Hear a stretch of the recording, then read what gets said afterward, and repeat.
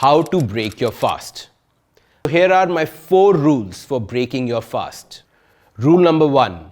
Break your fast with protein. Unlike carbs, protein has complex, tough cell structures that take a lot of work to digest.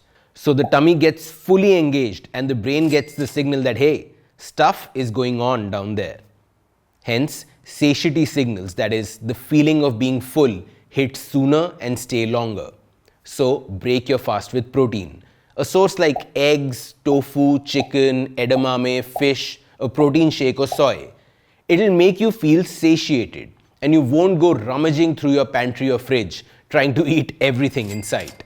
Rule number 2.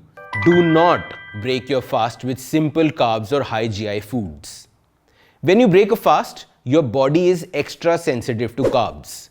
Since you have not eaten anything in a while, your body's insulin and your blood sugar levels are at their intraday lowest. And hence, insulin sensitivity is the highest.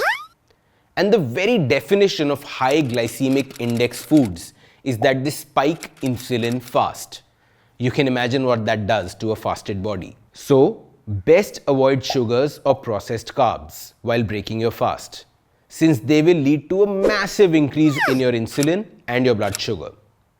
Also, sugar will make fasting for the next day even harder because your hunger hormones like ghrelin will be raised.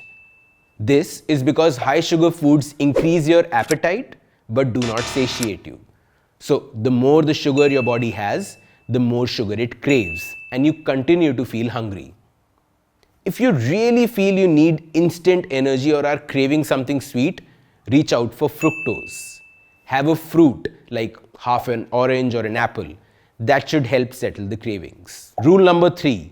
Eat some vegetables but eat them cooked. This one's a little tricky.